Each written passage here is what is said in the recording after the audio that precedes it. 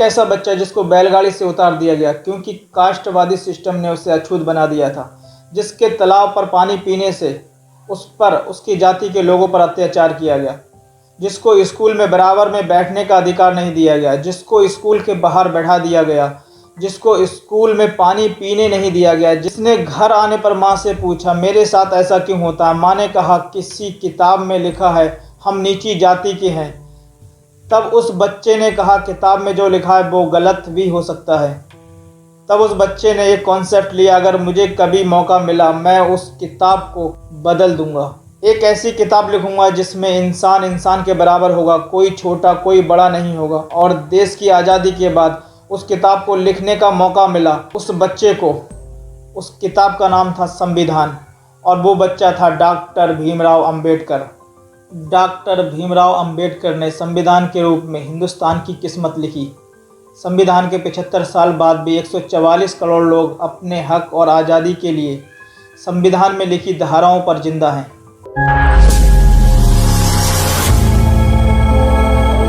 नमस्कार दोस्तों, आज के एपिसोड में बात करने जा रहे हैं बाबा साहब भीमराव अंबेडकर की। डॉक्टर अंबेडकर का जन्म रत्नागिरी के अंबा बड़े गांव में हुआ था। डॉक्टर अंबेडकर महार जाति से थे। डॉक्टर अंबेडकर को बचपन से ही कास्टवादी सिस्टम का सामना करना पड़ा। कास्टवादी सिस्टम ने उन्हें अछूत बना दिया था। एक बार डॉक्टर अंबेडकर अपने भाई के साथ बैलगाड़ी में जा रहे थे। जब बैलगाड़ी वाले को पता चला ये बच्चा अछूत है तो बैलगाड़ी वाले ने डॉक्टर अंबेडकर को उतार दिया और कहा तुम नीची जाति के हो। डॉक्टर अंबेडकर को स्कूल में पानी पीने से लेकर स्कूल में साथ बैठने तक भेदभाव का सामना करना पड़ा। डॉक्टर अंबेडकर ने इस दर्द को झेलते हुए एजुकेशन को अपना हथियार बनाया। लेकिन डॉक्टर अंबेडकर का परिवार बाद में रत्नागिरी से मुंबई शिफ्ट हो गया।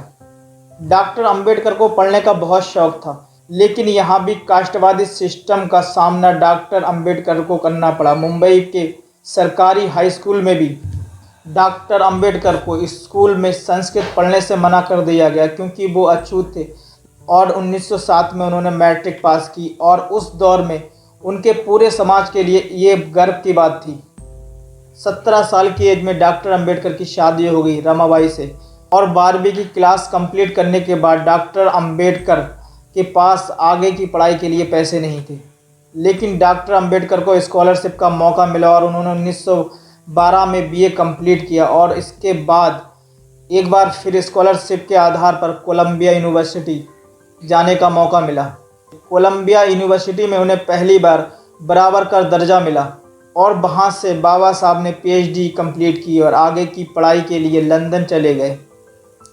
लंदन से उन्होंने बैरिस्टर की पढ़ाई की और भारत आकर बड़ौदा सरकार में नौकरी की। लेकिन वहाँ भी उनको वही कास्टवादी नफरती सिस्टम का सामना करना पड़ा। बाबा साहब ने 32 डिग्री हासिल की, 4 पीएचडी की। उसके बाद भी नफरती और कास्टवादी सिस्टम का जो जहर बोया गया था समाज में, वो बाबा साहब के खिलाफ कम नहीं हुआ। तब अंबेडकर दबे कुचले लोगों के साथ और तमाम कास्टवादी का जहर झेल रहे लोगों के साथ मिलकर इस नफरती कास्टवादी सिस्टम के खिलाफ आवाज़ उठाई और अपने लोगों के हक की लड़ाई लड़ी। इसके बदले में मनुवादी सोच रखने वाले लोगों के द्वारा बाबा साहब को अत्याचार भी सहना पड़ा और झेलना पड़ा।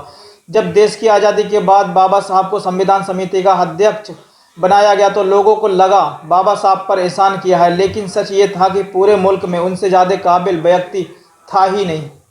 2 साल 11 महीने 17 दिन की कड़ी मेहनत के बाद संविधान को 26 नवंबर 1949 को संविधान सभा को सौंपकर डॉक्टर अंबेडकर ने इतिहास को हमेशा हमेशा के लिए बदल दिया, जिसमें ऊंच नीच दबे कुचले लोगों, अल्पसंख्यक, दलित सबको बराबर का अधिकार दिया गया। आज भारत डॉक्टर अंबेडकर के इसी संविधान से चलता है। बाबा साहब का लिखा संविधान करोड़ों दबे कुचले गरीब लोगों के लिए एक गिफ्ट था। डॉक्टर अंबेडकर ने 1952 में लोकसभा निर्दलीय उम्मीदवार के तौर पर चुनाव लड़ा, लेकिन कांग्रेस के प्रत्याशी से हार गए। इसके बाद डॉक्टर अंबेडकर को राज्यसभा भेजा गया और डॉक्टर अंबेडकर अपनी ज़िंदगी के आखिर तक इस पद पर बने रहे। 1950 से लेकर अब तक कई बार मनुवादी सोच रखने वाले लोगों ने कई बार प्रयास किए संविधान को बदलने के, लेकिन नाकाम रहे। प्रेजेंट टाइम में डॉक्टर अंबेडकर को लेकर चर्चाएं बड़ी तेज हैं। आज डॉक्टर अंबेडकर की विचारधारा के साथ अपनी राजनीति को बेहतर करने के लिए तमाम नेता कोशिश कर रहे हैं। अंबेडकर सभी नेताओं और सामाजिक लोगों के लिए आइकॉन है। Education is compulsory for everyone.